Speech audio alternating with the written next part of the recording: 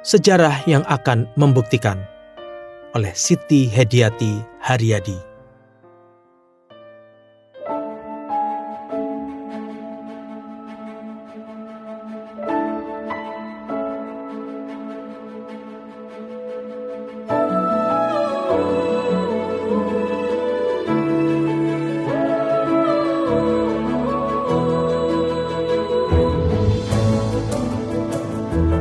Di masa kecil saya, sebelum Bapak menjadi presiden, kami tinggal di Jalan Haji Agus Salim, Jakarta Pusat.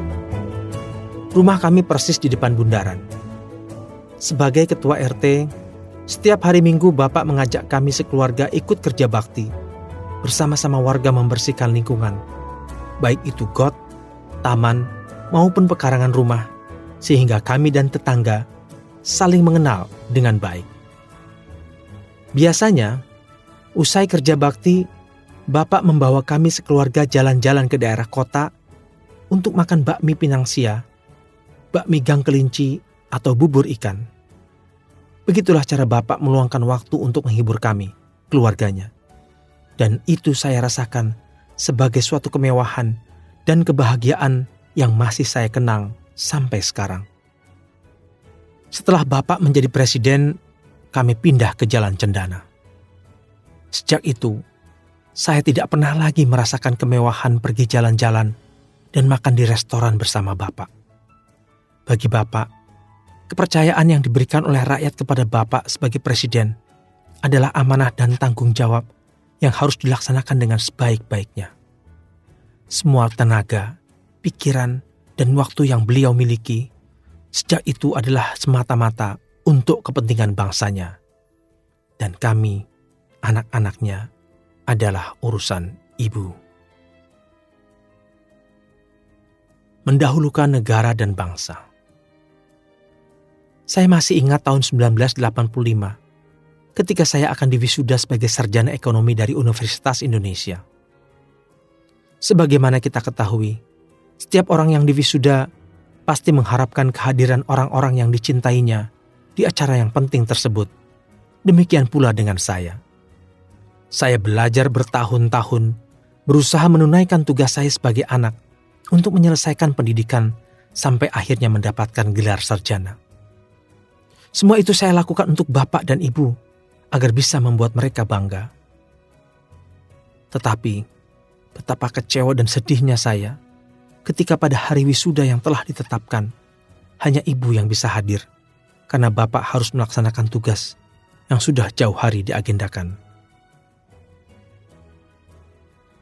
Ketika itu, saya tidak dapat mengerti dan sangat kecewa. Tetapi sekarang, setelah kita bergonta-ganti beberapa presiden, saya baru menyadari bahwa apa yang Bapak lakukan adalah sesuatu yang membuat saya bangga. Karena tanggung jawabnya sebagai kepala negara, beliau selalu mendahulukan kepentingan negara dan bangsa di atas kepentingan keluarga. Dan tidak semua kepala negara memiliki komitmen yang sama seperti Bapak. Butir-butir budaya Jawa. Bapak tidak pernah menumpuk dan menunda pekerjaan. Setiap malam, ada setumpuk surat yang harus beliau berikan disposisi dan tanda tangani. Sebagai seorang presiden, semua surat yang datang ke meja beliau adalah surat penting. Oleh karena itu, beliau sangat teliti dan hati-hati sebelum memberikan disposisi dan tanda tangan. Bapak membaca surat itu satu persatu, dan pagi-pagi surat-surat itu sudah turun lagi ke meja ajudan. Tidak jarang, larut malam Bapak baru tidur. Pagi-pagi, beliau sudah bangun dan langsung sholat subuh, kemudian membaca koran, menonton berita dari televisi, baru sarapan. Pukul 9 pagi Bapak sudah tiba di kantor, dan Bapak tidak pernah mengeluhkan padatnya jadwal dan banyaknya pekerjaan. Semua itu beliau laksanakan dengan ikhlas karena merupakan amanah.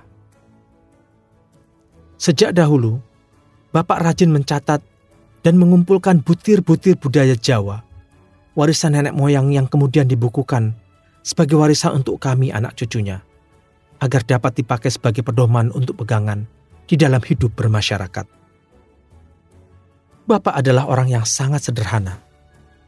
Saya pernah bertanya pada beliau, kenapa setelah Bapak menjadi presiden, kita tidak tinggal di istana?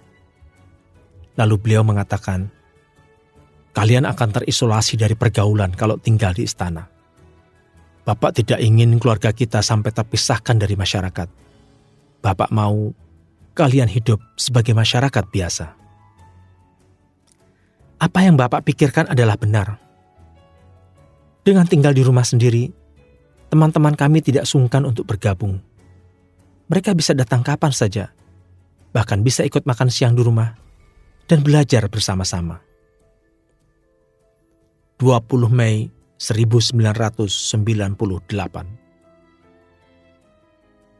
Sebelum mengumumkan pengunduran dirinya sebagai presiden, malam itu Bapak memanggil kami seluruh putra-putrinya. Beliau mengatakan, karena keadaan sudah semakin kacau dan saya tidak mau terjadi pertumpahan darah di antara sesama rakyat Indonesia, saya sudah memutuskan untuk mengundurkan diri dan berhenti dari jabatan saya sebagai presiden, dan besok akan saya umumkan.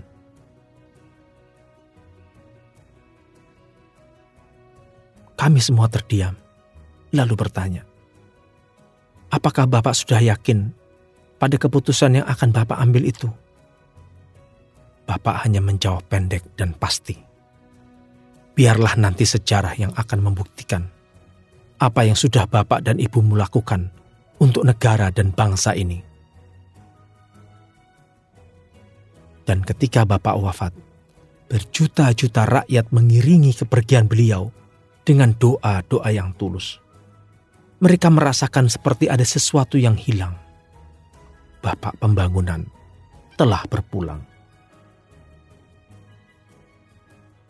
Kini, 13 tahun reformasi telah berlalu dan begitu banyak orang yang kembali merindukan ketentraman dan kesejahteraan hidup seperti yang terjadi di bawah kepemimpinan Pak Harto. Bapak, begitu banyak karya dan sumbangsih yang telah Bapak berikan untuk bangsa dan negara ini, dan saya bangga menjadi anak Bapak. Siti Hadiati Haryadi Soeharto lahir di Semarang 14 April 1959, adalah seorang sarjana ekonomi lulusan Universitas Indonesia yang banyak berkecimpung di bidang yang berkaitan dengan pendidikan formalnya. Ibu dari Didit Hedi Prasetyo ini kini aktif di bidang sosial melalui Yayasan Super Semar dan Yayasan Purna Bakti Pertiwi.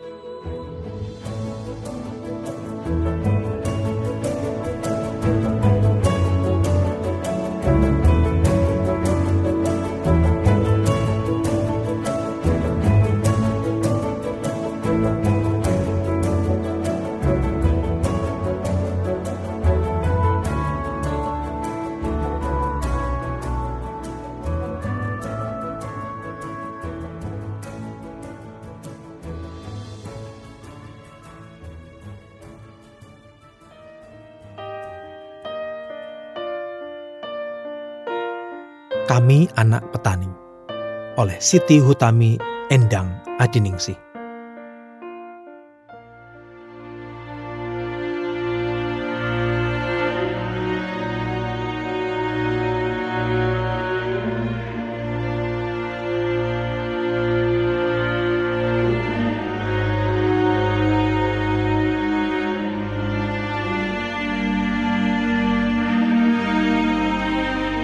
Buat saya, Bapak adalah sosok yang luar biasa. Bapak mempunyai ketegaran, ketabahan, kesabaran, dan jiwa yang luar biasa besar. Ketika Ibu meninggal, Bapak tetap menjalankan tugas dan kewajiban beliau dengan tegar, walaupun kehilangan orang yang sangat dicintainya. Ketika hujatan dan fitnah berdatangan, beliau hadapi semuanya dengan tabah dan sabar, karena beliau yakin kepada Yang Maha Kuasa. Gusti Allah mboten sare, Tuhan tidak tidur. Sing becik ketitik, sing ala ketara. Yang baik akhirnya akan nampak, yang buruk akan terlihat. Itu yang selalu beliau katakan. Saya menyaksikan sendiri kesabaran dan jiwa besar Bapak ketika bertemu dengan orang-orang yang ikut andil melengsarkan beliau dari jabatannya. Padahal merekalah orang-orang yang pernah diberi kesempatan dan dipercaya oleh Bapak. Bapak merupakan seorang ayah yang memperhatikan anak-anaknya. Walaupun dalam kesibukan menjalankan tugas sebagai seorang kepala negara, Bapak dan Ibu sendiri yang mengurus kami. Setiap bulan Bapak sendiri yang mengingatkan saya untuk membayar uang sekolah. Setelah Bapak memberikan saya uangnya, Ibu mengingatkan saya untuk membawa beras. Karena pada saat saya duduk di sekolah dasar di perguruan Cikini, biaya sekolah dibayar dengan uang serta beras 1 liter. Bapak tidak berkenan jika hal itu dilakukan oleh orang lain. Bapak juga yang memberikan saya pendidikan agama dan mengajari saya membaca Al-Quran.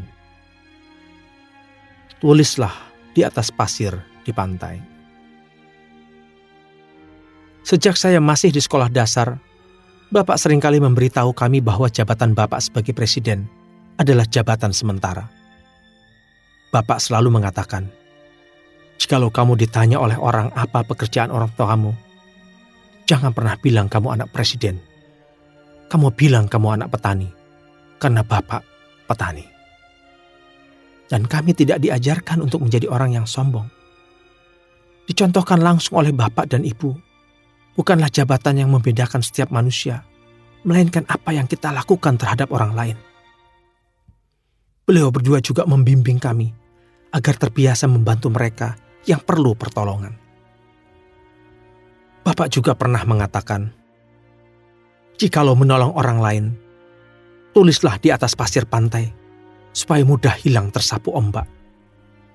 Tetapi, kalau kita ditolong orang lain, pahatlah di batu, agar kita selalu dapat mengingat budi orang tersebut." Dan menabung. Itu pula salah satu pesan orang tua saya yang tertanam dalam diri saya, dan saya teruskan kepada anak saya. Setiap uang koin yang kami peroleh, beliau selalu menyuruh kami untuk memasukkannya ke dalam celengan tanah liat yang hanya boleh dipecah kalau sudah penuh. Setelah dipecah pun, kami harus memasukkan uangnya di tabungan bank. Dengan uang yang kami kumpulkan, kami dididik untuk dapat menggunakannya untuk menolong orang lain. Bercita-citalah menjadi orang yang suka memberi, bukan orang yang suka meminta, kata Bapak.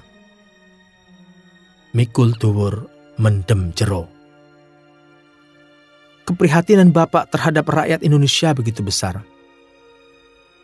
Hal ini saya lihat ketika dalam keadaan berbaring di rumah sakit, dengan berbicara terbata-bata, beliau sempat mengucapkan, "Kasihan rakyat, kok harus mengantri beras?" Beliau mengucapkannya sembari mengelus dada beliau. Kemudian, Bapak mengajak orang yang berada di sekeliling beliau pada saat itu untuk mendoakan supaya rakyat Indonesia makmur. Bapak dan Ibu merupakan panutan bagi kami. Semua yang beliau ajarkan kepada kami, di antaranya adalah bagaimana kita harus memperlakukan orang tua kita, baik di masa hidup maupun masa setelah wafat, dengan istilah mikul dhuwur mendem jero. Dan apa yang beliau lakukan menjadi bekal hidup bagi kami. Semua wejangan beliau, kami rasakan manfaatnya sekarang. Walaupun masa kecil saya tidak seperti umumnya anak-anak lain, tetapi kehangatan dan perhatian orang tua saya tetap saya rasakan. Semua terobati dengan melihat dedikasi dan keberhasilan beliau membangun Indonesia. Saya bangga menyandang nama Soeharto di belakang nama saya. Siti Hutami Endang Adiningsih atau akrab disapa Mami adalah putri bungsu Presiden Soeharto. Ia lahir di Jakarta 23 Agustus 1964. Sarjana lulusan Institut Pertanian Bogor ini adalah ibunda dari Wiratama Hadi Ramanto.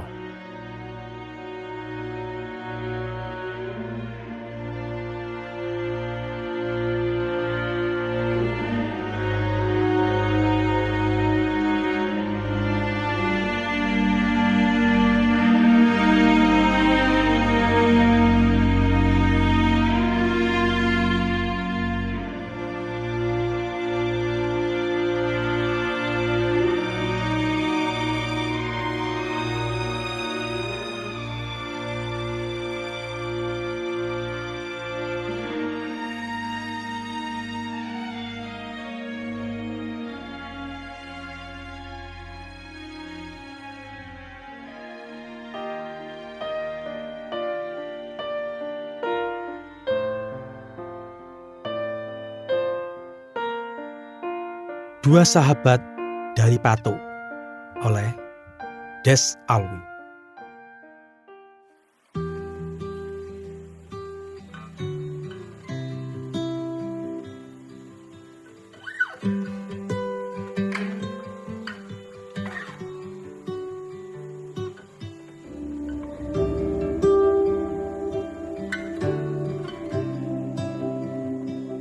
Hanya beberapa hari setelah Bung Karno dan Bung Hatta memproklamasikan kemerdekaan Republik Indonesia pada 17 Agustus 1945, saya yang putra daerah Banda Neira, Maluku, mendapat tugas khusus dari ayah angkat saya, Sultan Syahrir, politisi yang pernah dibuang Belanda ke Banda Neira.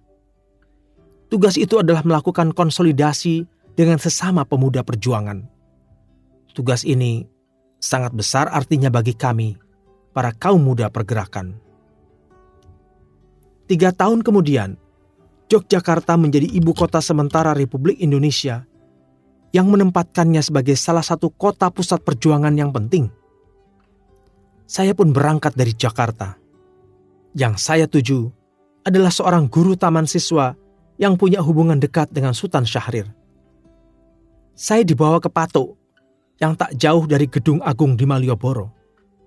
Di tempat berkumpulnya para pemuda pergerakan itu, saya menyampaikan pesan-pesan tentang Atlantic Charter, serta informasi lainnya untuk disebarkan kepada para pejuang kemerdekaan yang ada di Yogyakarta. Bersama mencari senjata. Ada seorang pemuda pejuang yang menarik perhatian saya selama tinggal di Pato. Ya, dialah Soeharto. Orangnya tak banyak bicara. Dia cerdas, kalem, tapi dengan wajah yang tampan, ia sangat mudah menarik perhatian orang-orang di sekitarnya. Kami sering makan tongseng bersama. Saya juga menyaksikan Soeharto muda bersama seorang temannya memperbaiki sepeda motor rusak peninggalan tentara Jepang. Setelah sepeda motor itu dapat berjalan lagi, mereka berdua mengendarainya berkeliling Pato. Meskipun sesama pemuda pejuang, tidak banyak interaksi saya dengan Soeharto muda. Namun dari perbincangan dengan sesama pejuang di sana, saya tahu bahwa ia baru kembali dari Jakarta. Keluar dari dinas Kenil atau Konin Lake, Netherlands, Indi Leher, ia sempat menjadi keibuho atau polisi Jepang. Kemudian Soeharto muda memilih bergabung dengan rekan-rekannya menjadi pejuang kemerdekaan Republik Indonesia di kampung halamannya. Mula-mula ia masuk pasukan sukarela pembela tanah air atau PETA, kemudian membentuk Badan Keamanan Rakyat atau BKR di Sentul, Yogyakarta. Peran Soeharto muda dalam perjuangan kemerdekaan di Yogyakarta sangat menonjol. Kami pernah bersama-sama ketika mencari senjata untuk keperluan perjuangan. Kami berangkat ke Surabaya, namun tampaknya ia tidak begitu menyukai suasana perjuangan di sana. Maka kami pun kembali ke Yogyakarta. Sempat pula saya ke sejumlah kota di Jawa Tengah, Jawa Barat, dan Jakarta untuk membeli senjata yang dibutuhkan pasukan Soeharto. Mengintai markas tentara Jepang. Ada gosip menarik yang beredar di kalangan sesama pemuda pejuang di Pato. Di sana tinggal keluarga Abdau yang memiliki anak gadis, namanya Ainun, kakak dari Faisal Abdau yang kelak menjadi direktur utama Pertamina. Gadis yang satu ini memang terkenal cantik dan banyak pemuda pejuang naksir kepadanya. Sayang, saat itu sang bunga jelita menjatuhkan pilihannya kepada pemuda pejuang yang lain. Soeharto muda cukup akrab dengan Faisal Abdau yang kala itu berusia 15 tahun, jauh terpaut di bawah usianya. Suatu hari, saya mendapat cerita tentang eratnya hubungan mereka. Diceritakan bahwa Soeharto dan Faisal melakukan tugas pengintaian terhadap markas tentara Jepang di Malioboro. Mereka menyamar dan mengamati gerak-gerik tentara Jepang dari dalam sebuah jeep yang diparkir tidak jauh dari markas tentara Jepang itu. Tiba-tiba,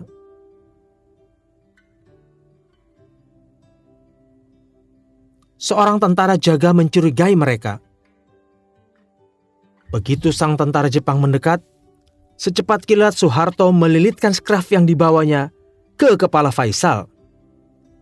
Lantas, ia berpura-pura memeluk Faisal seakan-akan mereka sedang berpacaran. "Hah? Onak rimasko?" "Hah? Ada perempuan ya?" teriak sang serdadu Jepang yang segera berlalu dari tempat itu. Sahabat dari Malaysia. Setelah itu, lama kami tidak bertemu. Saya sudah malang melintang menjalani tugas diplomatik di berbagai negara. Saya bersahabat dengan sejumlah tokoh mancanegara, salah satunya dengan Tun Abdul Razak dari Malaysia. Kami sama-sama mengikuti pendidikan di Inggris. Ketika Malaysia merayakan kemerdekaannya pada tahun 1957, saya diundang. Saat itu, saya bertugas sebagai atase militer di Kedutaan Besar Republik Indonesia di Manila, Filipina. Suatu ketika, Tun Razak yang waktu itu belum menduduki jabatan penting, meminta saya menemaninya berwisata ke Solo. Saya pun teringat sahabat saya, Soeharto, yang ketika itu sedang bertugas di Jawa Tengah. Saya mengontaknya agar dapat menemani sahabat Malaysia ini. Pak Harto kemudian mengantarkan Tun Razak berwisata di Solo. Ketika Pak Harto berhasil menggagalkan usaha kudeta G30S PKI pada tahun 1965 dan kemudian tampil sebagai pemimpin nasional, saya kabarkan berita ini kepada Tun Abdul Razak yang saat itu telah menjadi Perdana Menteri Malaysia. Tun Razak pun berkomentar dengan senang. "Oh, Soeharto yang menemani kita di Surakarta itu ya?" Saya pun diminta menyampaikan undangan dari Tun Abdul Razak kepada Pak Harto. Pak Harto menyambut baik undangan itu dan mereka pun bertemu di Kesultanan Pahang, Malaysia, dalam suasana penuh persahabatan.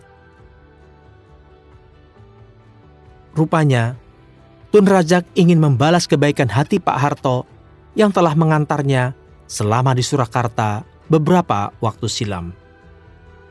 Saya yakin hubungan baik yang kembali tersambung antara Indonesia dan Malaysia pasca konflik di Kora, salah satunya disebabkan hubungan personal yang bagus di antara kedua tokoh ini. Sebelum menduduki puncak kepemimpinan di negaranya masing-masing, keduanya telah bersahabat. Rakyat cukup, sandang pangan. Rakyat cukup, sandang dan pangan merupakan frase yang kerap dilontarkan Pak Harto ketika kami berbincang sambil makan malam. Ia sangat serius dan antusias mengembangkan pertanian. Saya menaruh perhatian terhadap pengembangan perkebunan coklat sebagai bagian dari program pembangunan di bidang pertanian. Saat itu, bibit coklat yang tersedia di Indonesia tidak sebagus yang terdapat di Malaysia. Maka saya minta dukungan Pak Harto memasukkan bibit coklat dari Malaysia untuk disilangkan dengan bibit dari dalam negeri. Pak Harto setuju. Tinggal saya berpikir keras bagaimana caranya bibit coklat itu bisa dimasukkan ke Indonesia, karena tidak mudah bagi pemerintah Malaysia membiarkan bibit tanaman perkebunan mereka keluar begitu saja dari negerinya. Berkat hubungan baik dengan banyak pihak di Malaysia, saya berhasil membuka usaha patungan perkebunan coklat dengan warga setempat di Sarawak, Malaysia, bagian Kalimantan. Bibit coklat itu saya bawa ke Malang dan dibudidayakan oleh sebuah lembaga riset dengan kode DA, singkatan dari nama saya. Kini, bibit coklat itu merupakan salah satu jenis terbaik yang dimiliki Indonesia. Des Alwi Abu Bakar lahir di Banda Neira, Kepulauan Maluku, 17 November 1927. Lulusan IVEVO Kramat Batavia ini melanjutkan ke Matriculation Polytechnical School di Nederland. Latihan tropikal frekuensi menengah di PTT Bandung. Ia pernah menjadi produser film, Atase Kebudayaan RI di Bern, Swiss, Wina, Budapest, dan Manila. Ia adalah pembina pembuatan film-film dokumenter kebudayaan, Direktur Public and International Relations Burok Airlines, dan Ketua Yayasan 10 November 45. Des Alwi wafat di Jakarta pada 11 November 2010.